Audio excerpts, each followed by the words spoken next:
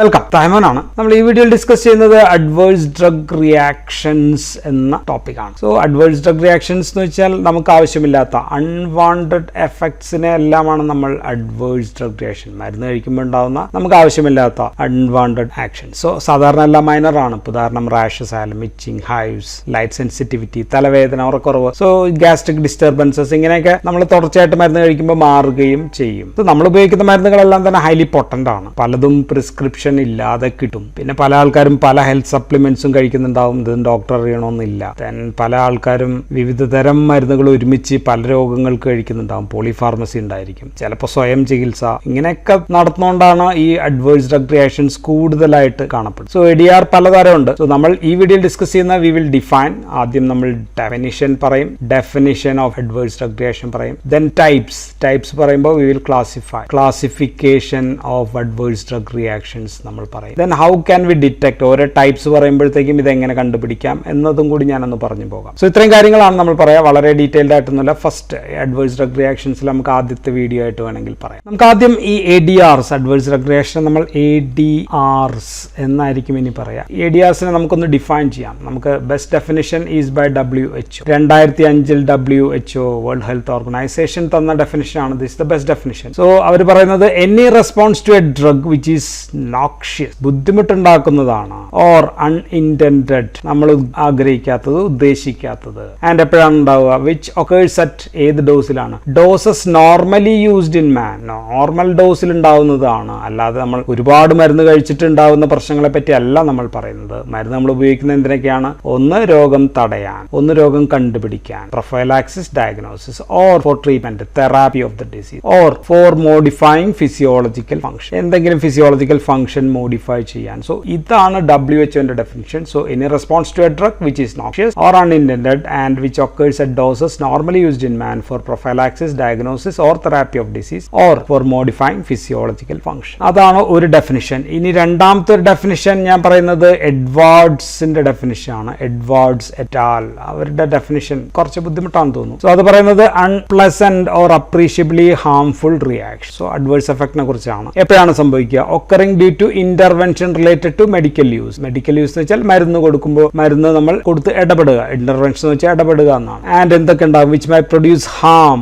അടുത്ത പ്രാവശ്യം കഴിക്കുമ്പോൾ ഫോർത്ത് കമ്മിങ് അഡ്മിനിസ്ട്രേഷനിൽ ബുദ്ധിമുട്ടുണ്ടാക്കും. ആൻഡ് പെർമിറ്റ്സ്, എന്തൊക്കെ നമ്മൾ ചെയ്യേണ്ടി വരും? സ്പെസിഫിക് ട്രീറ്റ്മെന്റ് എന്തെങ്കിലും എടുക്കേണ്ടി വരും, ഓർ പ്രിവെൻഷൻ മെഷേഴ്സ് എടുക്കേണ്ടി വരും, ഓർ ചേഞ്ച് ഇൻ ഡോസേജ് റിജിമിൻ എടുക്കേണ്ടി വരും, ഓർ ഒരുപാട് പേരിൽ ഇത് ഇങ്ങനെ തുടർച്ചയായിട്ട് കാണിക്കുകയാണെങ്കിൽ ആ പ്രൊഡക്റ്റ് തന്നെ തിരിച്ചു വിളിക്കേണ്ടി വരുന്ന കണ്ടീഷൻസിനെയാണ് നമ്മൾ അഡ്വേഴ്സ് ഡ്രഗ് റിയാക്ഷൻസ് എന്ന് പറയാം. So this is the definition of adverse, unpleasant, appreciably harmful reaction occurring due to intervention related medical use which might produce harm from forthcoming administration and permit specific treatment or prevention or change in dosage form or even product withdrawal. ഇനി നമുക്ക് ഒരു definition കൂടി പറയാം. ആ definition ഷോർട്സിന്റെ ആണ്. Shorts എന്ന് പറയുന്ന shorts എറ്റാൽ നമുക്ക് പറയാം. സോ ഷോർട്സിന്റെ ഡെഫിനിഷൻ ഷോർട്ട് ആണ്, ചെറുതാണ്, അത് ഈസിയാണ്.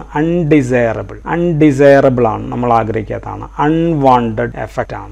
അൺവാണ്ടഡ് എഫക്ട് എന്തിന്റെയാണ്? ഓഫ് എനി ഡ്രഗ്, ഏതെങ്കിലും ഒരു മരുന്നിന്റെ. എപ്പോഴാണ് സംഭവിക്കുക എന്ന് വെച്ചാൽ ദാറ്റ് ഒക്കേഴ്സ് നമുക്ക് എഴുതാം. വെൻ യൂസ്ഡ് അറ്റ്, നമ്മൾ ഉപയോഗിക്കുമ്പോൾ. എപ്പോഴാണ്? അറ്റ് ക്ലിനിക്കൽ കണ്ടീഷൻസ്, രോഗിയിൽ നമ്മൾ ഉപയോഗിക്കുമ്പോൾ ഉണ്ടാകുന്ന പ്രശ്നങ്ങളെയാണ് നമ്മൾ undesirable, unwanted effect. So simple ആണ്, വളരെ സിമ്പിൾ ആണ്. സോ ഇതൊക്കെയാണ് മൂന്ന് പ്രധാനപ്പെട്ട definition. Classic definition is by WHO ആണ്. കുറച്ചും കൂടി കാര്യങ്ങൾ കൂടുതലായിട്ട് പറയുന്നത്, പ്രൊഡക്റ്റ് വിഡ്രോവലിനെ കുറിച്ചൊക്കെ പറയുന്നത് എഡ്വാർഡ്സ് എറ്റാൽ ആണ്. ഷോർട്സ് നമ്മൾ സാധാരണ ഞാൻ ആദ്യം പറഞ്ഞ അത് unwanted effect of drug. So എല്ലാത്തിലും നമ്മൾ ശ്രദ്ധിക്കേണ്ടത് ഒന്ന് നോർമൽ ഉപയോഗിക്കുന്ന ഡോസിലുള്ള കാര്യമാണ്. നോർമലി യൂസ്ഡ് ഡോസിനെ പറ്റിയാണ് പറയുക, അല്ലാതെ ഹയർ ഡോസ് ഉപയോഗിച്ചിട്ടുണ്ടാകുന്ന ടോക്സിറ്റിയെ പറ്റി അല്ല. ഉയർന്ന ഡോസിൽ ഉപയോഗിക്കുമ്പോൾ ടോക്സിറ്റി ഉണ്ടാകും, അതിനെ കുറിച്ചിട്ടല്ല നമ്മൾ പറയുക. ദെൻ മരുന്ന് നിർത്തിവെക്കുകയോ മരുന്ന് അളവ് കുറയ്ക്കുകയോ അല്ലെങ്കിൽ മരുന്ന് നമ്മൾ മാറ്റുകയോ ഒക്കെ ചെയ്യേണ്ടി വരും. സോ ഇത്രയും കാര്യങ്ങളാണ് നമ്മൾ ഡെഫിനിഷൻസിൽ ശ്രദ്ധിക്കാനുള്ളത്. അപ്പോൾ ഇനി നമുക്ക് ADRസിനെ നമുക്ക് ഇനി ക്ലാസിഫൈ ചെയ്യാം. ADRs ക്ലാസിഫൈ പ്രധാനമായിട്ട് 5 രീതിയിൽ ക്ലാസിഫൈ ചെയ്യുന്നുണ്ട്. ഒരു രീതി എന്ന് പറയുന്നത് എപ്പോഴാണ് ADR ഉണ്ടാവുന്നത്? ഓൺസെറ്റ് ഓഫ് ഇവന്റ് എന്ന് വെച്ചാൽ ആ സംഭവം ADR എന്ന് പറയുന്ന സംഭവം ഉണ്ടാവുന്നത് എപ്പോഴാണ്? ഇപ്പോൾ മരുന്ന് കഴിച്ചിട്ട് 60 മിനിറ്റിൽ താഴെ 60 മിനിറ്റ്സിൽ താഴെ ഉണ്ടാവുന്നതാണെങ്കിൽ 60 മിനിറ്റ് അതിനെ നമുക്ക് അക്യൂട്ട് അഡ്വേഴ്സ് റിയാക്ഷൻ എന്ന് പറയാം. അല്ല 1 മണിക്കൂറിനും 24 അവേഴ്സ് മണിക്കൂറിനും ഇടയിലാണ് ഉണ്ടാവുന്നതെങ്കിൽ അതിനെ നമുക്ക് സബ് അക്യൂട്ട് അഡ്വേഴ്സ് റിയാക്ഷൻസ് എന്ന് പറയാം. അല്ലെങ്കിൽ 2 ദിവസത്തിനും മുകളിൽ നടക്കുന്നതാണെങ്കിൽ 2 days or more ആണെങ്കിൽ നമുക്ക് അവയെ ലേറ്റന്റ് അഡ്വേഴ്സ് എഫക്ട് എന്ന്. ഇങ്ങനെയാണ് നമ്മൾ classify acute, sub acute, latent adverse reaction. ഇനി രണ്ടാമത്തെ ക്ലാസിഫിക്കേഷൻ ആണ് നമ്മൾ പ്രധാനമായിട്ട് പറയുന്നത്. രണ്ടാമത്തേത് ഏത് തരം റിയാക്ഷൻസ് ഒക്കെയാണ് ഉണ്ടാകുന്നത് എന്നനുസരിച്ച്. What all types of reaction. So ഇതിൽ ഏറ്റവും ഫേമസ് 2 മെത്തേഡാണ്. ഒന്ന് റൗളിൻസ് ആൻഡ് തോംസൺ ഇവരുടെ മെത്തേഡ് ഓഫ് ക്ലാസിഫിക്കേഷൻ ആണ്. അതാണ് ഒരെണ്ണം. രണ്ടാമത്തത് വിൽസ് ആൻഡ് ബ്രൗൺ ആണ്. ഇവരെല്ലാം ക്ലാസിഫൈ ചെയ്തിരിക്കുന്നത് ടൈപ്പ് എന്ന് പറഞ്ഞിട്ടാണ്. Type A, B, C, D അങ്ങനെ അങ്ങ് പോകും. അതാണ് ക്ലാസിഫിക്കേഷൻ. സോ റൗളിങ്സിനകത്ത് നമുക്ക് type A to type E വരെ നമുക്ക് കാണാൻ പറ്റും. ദെൻ വിൽസ് ആൻഡ് ബ്രൗൺ ആണെങ്കിൽ ടൈപ്പ് A തൊട്ട് അങ്ങ് പോയിട്ട് അവസാനം H വരെ എത്തും. Hന് ശേഷം പിന്നെ ടൈപ്പ് U എന്ന് പറയുന്നതും കൂടി ഉണ്ടാവും. സോ E വരെ ഓൾമോസ്റ്റ് സിമിലർ ആണ് 2 പേരുടെയും. സോ അപ്പൊ ഞാൻ 2 കൂടി ചേർത്തിട്ടായിരിക്കും പറയാം. ആദ്യം E വരെയുള്ളത് ഒരുമിച്ച് പറയും. ദെൻ വിൽസ് ആൻഡ് ബ്രൗൺസിന്റെ Hഉം ടൈപ്പ് G ഉണ്ട്. ഓക്കെ, ദെൻ H അങ്ങനെയൊക്കെ ഉള്ളത് U വരെ ഉള്ളത് സെപ്പറേറ്റ് ആയിട്ട്. നമുക്ക് ആദ്യം ടൈപ്പ് A നോക്കാം.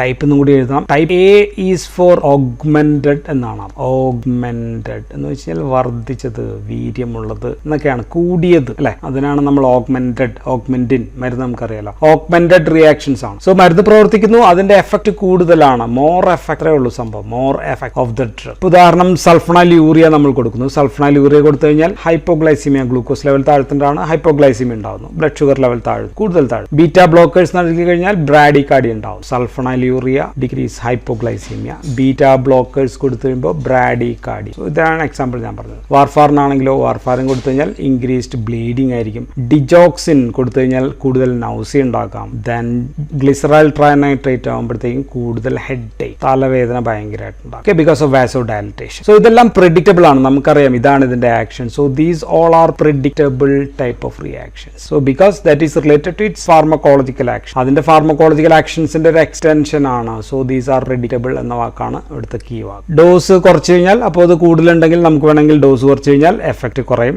ഡോസ് മരുന്ന് നിർത്തി കഴിഞ്ഞാൽ എഫക്റ്റ് എല്ലാം പോവുകയും ചെയ്യും. സോ ഇതാണ് ഏറ്റവും കൂടുതൽ. സോ ഏറ്റവും കൂടുതൽ ഉള്ളത് most common is this type of type A type of reactions ആണ് ഏറ്റവും കൂടുതൽ ഉള്ളത്. മരണം, പ്രശ്നങ്ങൾ, മോർട്ടാലിറ്റി അങ്ങനെയൊക്കെയുള്ള പ്രശ്നങ്ങൾ വളരെയധികം കുറവാണ്. ഇപ്പൊ ലെസ് സീരിയസ് സൈഡ് എഫക്ട്സ് ആണ്. So less serious side effect എന്തൊക്കെയുണ്ടെന്ന് നോക്കാം നമുക്ക്. സാധാരണ ലെസ് സീരിയസ് ആണ്. ലെസ് സീരിയസ് എന്ന് പറയുമ്പോൾ ഇപ്പോൾ ഉദാഹരണം കുറച്ച് എക്സാമ്പിൾ കൂടി പറയാം. α1 ബ്ലോക്കേഴ്സ് കൊടുക്കുമ്പോൾ പോസ്റ്റുറൽ ഹൈപ്പോടെൻഷൻ ഉണ്ടാക്കും, തലചുറ്റി വീഴാം. ദെൻ ആങ്സിയോളിറ്റിക്സ് ഒക്കെ കൊടുത്തു കഴിയുമ്പോൾ നമുക്ക് സെഡേഷൻ, ഉറക്കം ഉണ്ടാക്കും, അല്ലെങ്കിൽ ക്ഷീണം, തളർച്ചയൊക്കെ ഉണ്ടാക്കും. So this can be due to pharmacokinetic or absorption, എന്താ പറയാ, ഡിസ്ട്രിബ്യൂഷൻ, മെറ്റബോളിസം, എലിമിനേഷൻ, ഇവയിലൊക്കെ വ്യത്യാസം ഉണ്ടാക്കാം. സോ പല അസുഖങ്ങളും ഈ അബ്സോർഷൻ, ഡിസ്ട്രിബ്യൂഷൻ, മെറ്റബോളിസം അങ്ങനെയൊക്കെയുള്ള കൈനറ്റിക് ഡിഫറൻസ് ഉണ്ടാക്കാം. പല അസുഖങ്ങളും ഡൈനാമിക് ഡിഫറൻസും ഉണ്ടാക്കും. ഉദാഹരണം ലിവർ ടോക്സിറ്റി ഉണ്ടായി കഴിയുമ്പോഴത്തേക്കും ഇപ്പൊ ഫെനിറ്റോയിൻ നമ്മൾ കൊടുക്കുകയാണെന്ന് വെച്ചാൽ ഫെനിറ്റോയിൻ ലിവറിൽ വെച്ച് ഡീകമ്പോസ് ചെയ്യേണ്ടതാണ്. അപ്പോഴത്തേക്കും ലിവർ ഓൾറെഡി ഡാമേജ്ഡ് ആണ്. അപ്പോഴത്തേക്കും ഫെനിറ്റോയിന്റെ ടോക്സിറ്റി കൂടും. ലിവർ ഡാമേജ് ഉണ്ടാകുമ്പോഴത്തേക്കും ആൽബുമിൻ ലിവറിൽ നിന്ന് കുറവായിരിക്കും. മരുന്ന് ആൽബുമിൽ ഒട്ടിച്ചേർന്ന് ചുറ്റി നടക്കുന്ന മരുന്നുകൾ, ഡിസ്ട്രിബ്യൂട്ടഡ് ആയിട്ടിരിക്കുന്ന മരുന്നുകൾ ഫ്രീ ആയിട്ട് നടക്കും. സോ അവയുടെ ആക്ഷൻസ് വളരെയധികം കൂടുതലായി. ദെൻ ഇത് ലിവറിനെ കുറിച്ചിട്ടാണ് പറഞ്ഞത്. നമ്മൾ കിഡ്നിയെ കുറിച്ച് പറഞ്ഞാലോ, കിഡ്നിയിലൂടെ എലിമിനേറ്റ് ചെയ്യുന്ന ഒരുപാട് മരുന്നുകളുണ്ട്. ഇപ്പൊ അമിനോ ഗ്ലൈക്കോസൈഡ് ഒക്കെ കിഡ്നിയിലൂടെ എലിമിനേറ്റ് ചെയ്യുന്ന. സോ അവയുടെ ടോക്സിറ്റി കൂടും, ADR വർദ്ധിക്കും. ദെൻ ഇലക്ട്രോലൈറ്റ് ഇംബാലൻസ് വന്നാലും ദോഷങ്ങൾ കൂടും. ഇപ്പൊ കാർഡിയക് ഗ്ലൈക്കോസൈഡ് ഒക്കെ കൂടുതലായിട്ട് ഹൈപ്പോകലീമിയ ഉണ്ടാക്കാം. പൊട്ടാസ്യം കുറയ്ക്കും. ദെൻ ഫ്ലൂയിഡ് കുറഞ്ഞാലോ, ഫ്ലൂയിഡ് ഡിപ്ലീഷൻ, ശരീരത്തിലെ ഫ്ലൂയിഡ് കുറയുമ്പോൾ നമ്മൾ ആന്റി ഹൈപ്പർടെൻസീവ്സ്, BP കുറയ്ക്കാൻ ഉപയോഗിക്കുന്ന മരുന്നുകൾ നമ്മൾ കഴിക്കുകയാണെങ്കിൽ അവയുടെ എഫക്ട് കൂടുതലായിട്ട് അനുഭവപ്പെടും. ദെൻ ചിലത് പക്ഷെ വളരെ സീരിയസ് ആയിട്ടുള്ള ടോക്സിറ്റി ഉണ്ടാക്കാം. ഉദാഹരണം ഇവിടെ നമ്മൾ പറഞ്ഞ സൾഫണൈൽ യൂറിയ ആണെങ്കിൽ അത് മാറ്റിയിട്ട് നമുക്ക് ഇൻസുലിൻ ആക്കാം. ഇൻസുലിൻ കൊടുത്തു കഴിയുമ്പോഴത്തേക്കും ഹൈപ്പോഗ്ലൈസീമിയ ഭയങ്കരമായിട്ട് പ്രശ്നങ്ങൾ ഉണ്ടാക്കാവുന്ന, മരണം അല്ലെങ്കിൽ അങ്ങനെയൊക്കെ പ്രശ്നങ്ങൾ ഉണ്ടാക്കാം. ദെൻ വാർഫാറിൻ തന്നെ അല്ലെങ്കിൽ അതർ ആന്റികോയാഗുലൻസ് കൊടുത്തു കഴിഞ്ഞാൽ ബ്ലീഡിങ്, സിവിയർ ബ്ലീഡിംഗ് ഒക്കെ ഉണ്ടാക്കാം. ഇൻട്രാക്രേനിയൽ ബ്ലീഡിംഗ് അങ്ങനെയൊക്കെയുള്ള severe. So it can B സാധാരണ ലെസ് സീരിയസ് ആണ്, പക്ഷെ പക്ഷേ it can be serious also. ഇതെങ്ങനെ നമ്മൾ കണ്ടുപിടിക്കും? ടൈപ്പ് എ എങ്ങനെ നമ്മൾ കണ്ടുപിടിക്കുന്നത് വെച്ചാൽ ക്ലിനിക്കൽ ട്രയലിൽ തന്നെ നമുക്ക് കുറെ കാര്യങ്ങൾ കണ്ടുപിടിക്കാം. ക്ലിനിക്കൽ ട്രയൽസ് നടത്തുമ്പോൾ 3ഉം 4ലും ഫേസ് 3 and 4 അപ്പോൾ തന്നെ കണ്ടുപിടിക്കാം. അല്ലെങ്കിൽ നമ്മൾ ഫോളോ അപ്പ് സ്റ്റഡീസ് നടത്തുമ്പോൾ കണ്ടുപിടിക്കാം. ഫോളോ അപ്പ് സ്റ്റഡീസ് അല്ലെങ്കിൽ പ്രിസ്ക്രിപ്ഷൻ ഇവന്റ് മോണിറ്ററിംഗ് നടത്തുകയാണെങ്കിൽ നമുക്ക് കണ്ടുപിടിക്കാം. Then even in experimental studies കണ്ടുപിടിക്കാം. കാരണം ഫാർമക്കോളജി കണ്ടുപിടിക്കാണല്ലോ. ഫാർമക്കോളജിക്കൽ ആക്ഷൻസ് പറയുമ്പോഴത്തേക്ക് നമുക്ക് അതിന്റെ എക്സ്റ്റൻഷൻ എടുത്താൽ മതി. സോ ഇങ്ങനെയൊക്കെ നമുക്കിത് കണ്ടുപിടിക്കാം. രണ്ടാമത്തത് ടൈപ്പ് ബി ആണ്. ടൈപ്പ് ബി ഫോർ ബിസാറെ ആണ്. ബിസാറെ എന്ന് വെച്ച് കഴിഞ്ഞാൽ നമ്മൾ പ്രതീക്ഷിക്കാത്തതാണ്. ഇപ്പോൾ ഉദാഹരണം പാമ്പ് തവളെ പിടിക്കുന്നത് നമുക്കറിയാം, പക്ഷെ തവള പാമ്പിനെ പിടിക്കുന്നത് ഇസ് എ ബിസാറെ കണ്ടീഷൻ. സോ അതാണ് അൺപ്രെഡിക്റ്റബിൾ ആണ്. ആർക്കുണ്ടാവുന്നു നമുക്കറിയില്ല.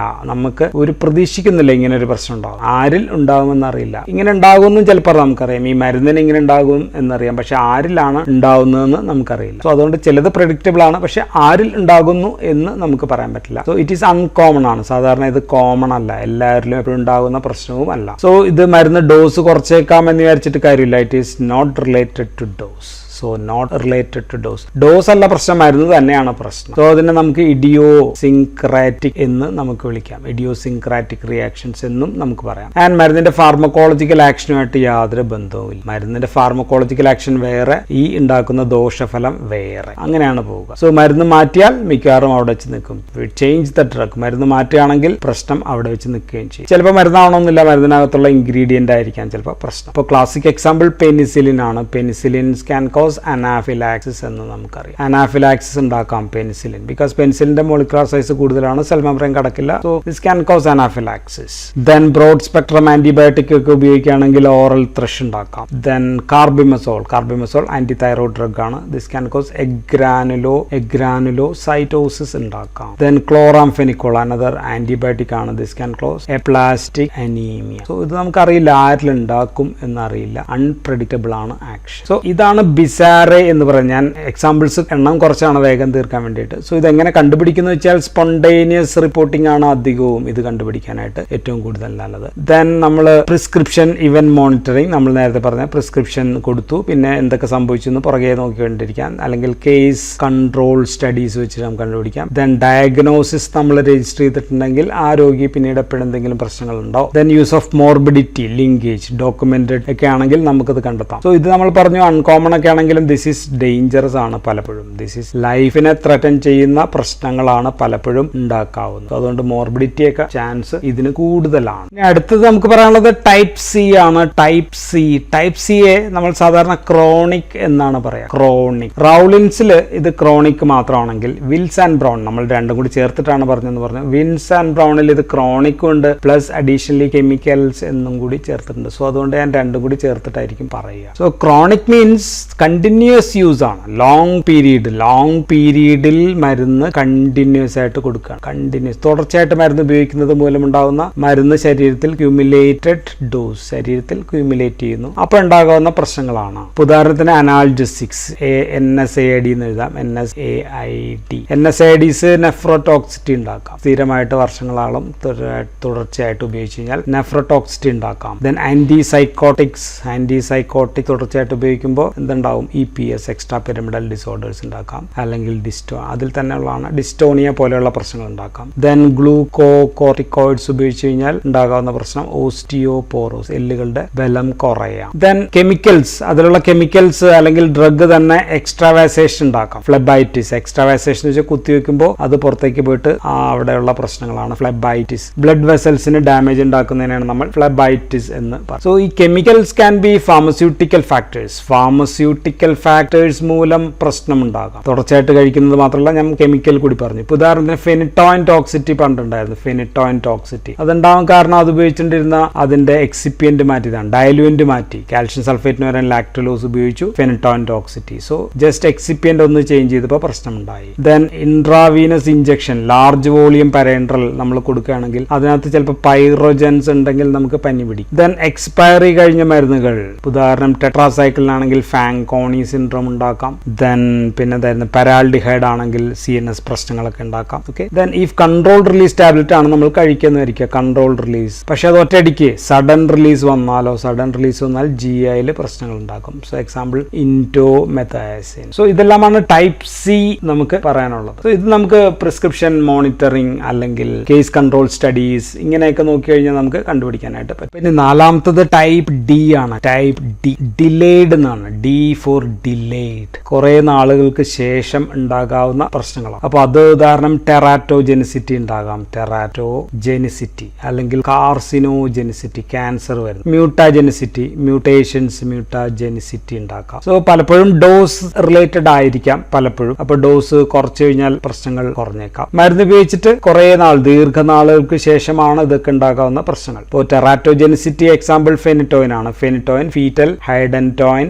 സിൻഡ്രോം എന്ന് പറയുന്ന പ്രശ്നം ഉണ്ടാക്കാം. ദെൻ ടെട്രാസൈക്ലിൻ കൊടുത്തു കഴിഞ്ഞാൽ ടൂത്ത് ഡിസ്കളറേഷൻ, ടൂത്ത് മാത്രമല്ല ബോൺ രണ്ടിന്റെയും ഡിസ്കളറേഷൻ. അമ്മ കഴിച്ചാൽ മതി, മക്കൾക്ക് ഉണ്ടാകാം, അല്ലെങ്കിൽ 7 വയസ്സിന് 8 വയസ്സിന് താഴെയുള്ള പിള്ളേരിൽ ഉണ്ടാകും. ദെൻ വാൽപ്രോവേറ്റ് കഴിച്ചു കഴിഞ്ഞാൽ സ്പൈന ബൈഫിഡ എന്ന് പറയുന്നത്. സോ ഇതെല്ലാം ടെറാറ്റോജെനിസിറ്റി ആണ്. ഫോക്കോമീലി എന്ന് ഞാൻ പറയുന്നില്ല. സാധാരണ ഇത്രയും ടോക്സിറ്റി കുറവാണ്, മാത്രമല്ല ഇതിന് പ്രൊഫൗണ്ട് എഫക്ട് ഓൺ സൊസൈറ്റിയും കൂടി ഉള്ളതാണ്. സോ ചിലതെങ്കിലും ഡോസ് കുറച്ച് കഴിഞ്ഞാൽ കുറഞ്ഞേക്കും. ഉദാഹരണം, നമ്മൾ കുത്തിവെക്കുന്നിടത്തെ പ്രശ്നങ്ങൾ, അവിടെ ഉണ്ടാകുന്ന ഇൻഫെക്ഷൻ. സോ കുത്തിവെക്കുന്നു, കുറച്ച് നാൾ കഴിയുമ്പോഴത്തേക്കും അവിടെ ഇൻഫെക്ഷൻ വരുന്നു. അപ്പോൾ നമ്മൾ ശ്രദ്ധിച്ചും സൂക്ഷിച്ചൊക്കെ കൊടുത്തു കഴിഞ്ഞാൽ ചിലപ്പോൾ ഒഴിവാക്കാൻ പറ്റും. അതും കുറച്ച് നാൾ കഴിഞ്ഞിട്ടുണ്ടാവുന്നതാണല്ലോ. ചിലത് സിമ്പിൾ ആയിരിക്കാം. സിമ്പിൾ ഉദാഹരണം, നമ്മൾ ഒരു പൗഡർ, ഡ്രൈ പൗഡർ വലിച്ചെടുക്കുക എന്നായിരിക്കും, ഇൻഹലേഷൻ. ഉദാഹരണം ആസ്മയ്ക്കൊക്കെ ഉപയോഗിക്കാം. കുറച്ച് കഴിയുമ്പോഴത്തേക്കും, കുറച്ച് നേരം കഴിയുമ്പോഴായിരിക്കും നമുക്കൊരു ചുമ ഉണ്ടാവുക. സോ അങ്ങനെയുള്ളതും ഇതിനകത്ത് പറയാം. സോ കോർട്ടിക്കോയിഡ് സ്പ്രേ ഉപയോഗിച്ചതിന് ശേഷം ഉണ്ടാകുന്ന ഓറൽ ത്രഷ്, അതും പിന്നീട് കുറച്ച് നാൾ കഴിഞ്ഞിട്ടൊക്കെ ആയിരിക്കും ഉണ്ടാകുക. ചിലതിന്റെ എക്സാക്ട് മെക്കാനിസം അല്ലെങ്കിൽ എക്സാക്ട് റിലേഷൻ നമുക്ക് പറയാൻ പോലും പറ്റണമെന്നില്ല.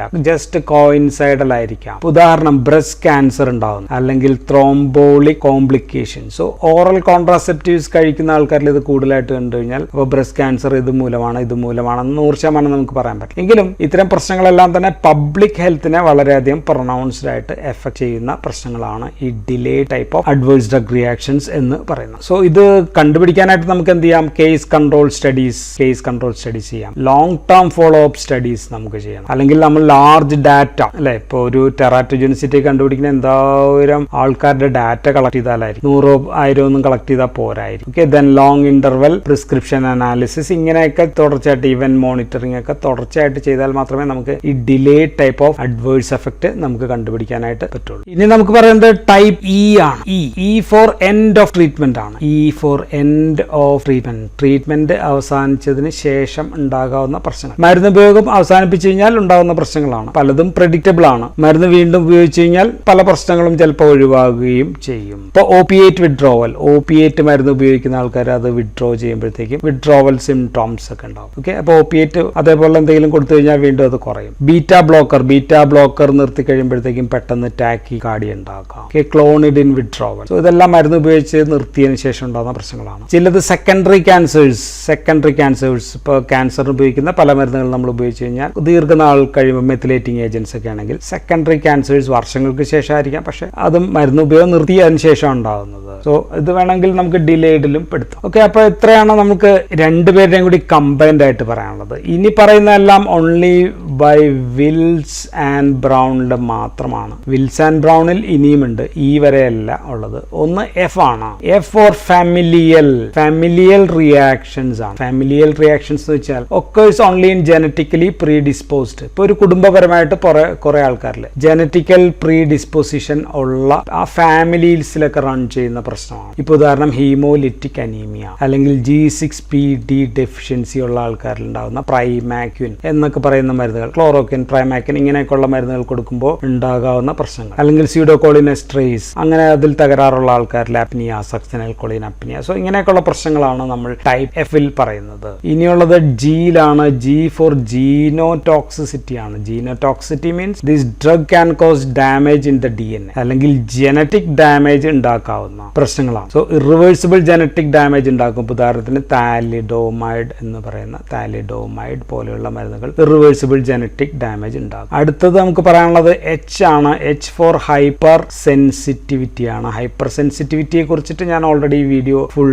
ഒരു 1.5 മണിക്കൂറോളം ഉള്ളത് ചെയ്തതാണ്. സോ ഇത് ഇമ്മ്യൂൺ സിസ്റ്റം റിലേറ്റഡ് ആണ്. സോ ആന്റിജൻ ആന്റിബോഡി രണ്ടും കൂടി ഉണ്ടാവുന്നതാണ്. ഉദാഹരണത്തിന് അനാഫിലാക്സിസ് നമ്മൾ ആദ്യം പറഞ്ഞ ടൈപ്പ് 1 പറഞ്ഞ anaphylaxis, drug allergy, atopic dermatitis, ഇങ്ങനെയുള്ള ഡിലേഡ് ഇങ്ങനെയൊക്കെയുള്ള പലതരം എന്തായാലും ദർ ഈസ് ഇമ്മ്യൂൺ കോംപ്ലക്സോ അല്ലെങ്കിൽ antigen antibody reaction, antigen plus antibody reaction നടക്കുന്ന ടൈപ്പ് ഓഫ് അലർജീസ് ആണ് നമ്മൾ ഹൈപ്പർ സെൻസിറ്റിവിറ്റി എന്ന് പറയുക. സോ ഡിലേഡും ഉണ്ട് ഇതിനകത്ത്. ഇനി കുറെ ഹൈപ്പർ സെൻസിറ്റിവിറ്റി മോഡൽ പ്രശ്നങ്ങൾ പറയുന്നപ്പോൾ സ്റ്റീവൻ ജോൺസൺ സിൻഡ്രോം, കുറച്ച് പേരുകൾ കേൾക്കാൻ വേണ്ടിയിട്ടാണ്. Toxic epidermal necrolysis, photo allergy, acute angio oedema, അങ്ങനെയൊക്കെ ഉള്ളതെല്ലാം ഉണ്ടാകും. ഇനി അവസാനം നമുക്ക് പറയാനുള്ളത് ടൈപ്പ് യു ആണ്. ടൈപ്പ് യു മീൻസ് അൺക്ലാസിഫൈഡ് ആണ്, അൺക്ലാസിഫൈഡ്. ഇതിലൊന്നും പെടുത്താതെയുള്ള ബാക്കിയുള്ള കാര്യങ്ങളെ കുറിച്ചിട്ടാണ് നമ്മൾ പറയുന്നത്. ഉദാഹരണത്തിന് സിംവാസ്റ്റാറ്റിൻ കഴിച്ചു കഴിഞ്ഞാൽ taste disturbance, simvastatin taste disturbance ഉണ്ടാകും. ജനറൽ അനസ്തെറ്റിക് കൊടുക്കുന്ന ആൾക്കാർക്കൊക്കെ തന്നെ നൗസിയ, വോമിറ്റിംഗ് ഇങ്ങനെയുള്ള പ്രശ്നങ്ങൾ ഉണ്ടാക്കുന്നുണ്ട്. മെറ്റ്ഫോർമിൻ കൊടുത്തു കഴിയുമ്പോൾ metallic taste in the mouth ഒക്കെ ഉണ്ട്. സോ ഇതാണ് ഡിഫറെന്റ് ടൈപ്സ് ഓഫ് ക്ലാസിഫിക്കേഷൻ നമ്മൾ പറഞ്ഞു. സോ ഇത് രണ്ടാമത്തെ ക്ലാസിഫിക്കേഷൻ ആയിരുന്നു.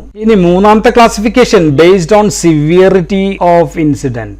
എന്ത് സിവിയർ ആണ്, സിവിയറിറ്റി ഓഫ് ഇൻസിഡന്റ് വെച്ചിട്ടാണ്. നമ്മൾ 5 തരം ഉണ്ടെന്നാണ് പറഞ്ഞത്, എല്ലാം ഞാൻ പറയുന്നില്ല. സിവിയറിറ്റി ഓഫ് ഇൻസിഡന്റ് വെച്ചിട്ട് നമുക്ക് വേണമെങ്കിൽ മൈൽഡ് എന്ന് പറയാം. മൈൽഡ് മീൻസ് ഇപ്പോൾ ഓപ്പിയോയിഡ് കൊടുത്തു കഴിയുമ്പോൾ കോൺസ്റ്റിപ്പേഷൻ, ഓപ്പിയോയിഡ് കോൺസ്റ്റിപ്പേഷൻ ഉണ്ടാക്കുന്നു കരുതുക. ആന്റി ഹിസ്റ്റമിൻ കൊടുക്കുമ്പോൾ നമുക്ക് ഡ്രൗസിനെസ് അല്ലെങ്കിൽ ഉറക്കം, ഡ്രൗസിനെസ് ഉണ്ടാക്കുന്നു എന്ന് പറയാം. ഇതെല്ലാം മൈൽഡ് ആണ്, ഒന്നും ചെയ്യേണ്ട ആവശ്യമൊന്നുമില്ല. Then can be moderate. Moderate എന്നുമ്പോൾ മരുന്ന് നമുക്ക് കുറയ്ക്കേണ്ടി വരും, അല്ലെങ്കിൽ പുതിയ മരുന്ന് ആഡ് ചെയ്യേണ്ടി വരും, മരുന്ന് മാറ്റുകയൊക്കെ ചെയ്യേണ്ടി വരും. സോ അതിനാണ് മോഡറേറ്റ്. ഇപ്പോൾ ഹോർമോണൽ കോൺട്രസെപ്റ്റീവ്സ് ഉപയോഗിച്ച ത്രോംബോസ് ഒക്കെ ആണെങ്കിൽ നമ്മൾ ഡ്രഗ് കുറയ്ക്കുകയോ എന്തെങ്കിലുമൊക്കെ ചെയ്യേണ്ടി വരും. Then it can be severe. കുറച്ച് സിവിയർ ആണെങ്കിൽ ലൈഫ് ത്രെറ്റനിങ് ആയിട്ടുള്ളതായിരിക്കാം. Phenothiazines, arrhythmia, anti arrhythmic torsade de pointes. So severe can be severe or it can be lethal. Lethal എന്ന് വെച്ചാൽ മരണം സംഭവിക്കാം, ക്യാൻ കോസ് ഡെത്ത്. നേരിട്ടായിരിക്കാം അല്ലെങ്കിൽ ഇൻഡയറക്റ്റ് ആയിരിക്കാം. പാരസെറ്റമോൾ കഴിച്ചിട്ട് ലിവർ ഫെയിലിയർ ഉണ്ടാക്കാം, ആന്റികോയാഗുലൻസ് കഴിച്ചിട്ട് ഹീമോലിറ്റിക് പ്രശ്നങ്ങൾ, ഹെമറേജ് ഉണ്ടാകാം. സോ ഇങ്ങനെയൊക്കെയുള്ള പ്രശ്നങ്ങളാണ് നമ്മൾ സിവിയറിറ്റി ഓഫ് ഇൻസിഡന്റ് വെച്ചിട്ട് മൈൽഡ്,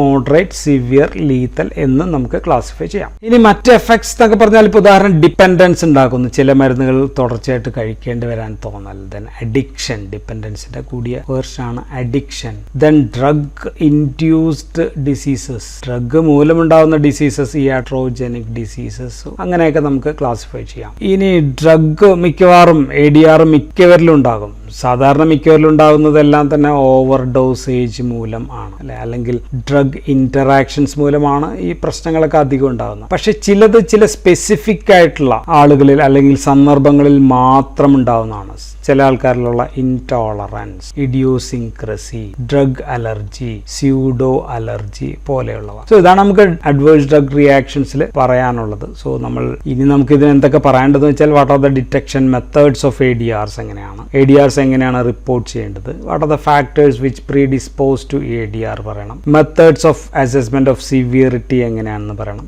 ഇനി how we manage, how we can prevent, so ഇങ്ങനെയൊക്കെയുള്ള ഒരുപാട്. Then after all mechanisms of ADR ഇതൊക്കെ പറയേണ്ടി വരും. സോ തൽക്കാലം നമുക്കൊരു സ്റ്റാർട്ടർ എന്ന രീതിയിൽ നമുക്ക് തൽക്കാലം ഇവിടെ വെച്ച് നിർത്താം. So thank you for watching.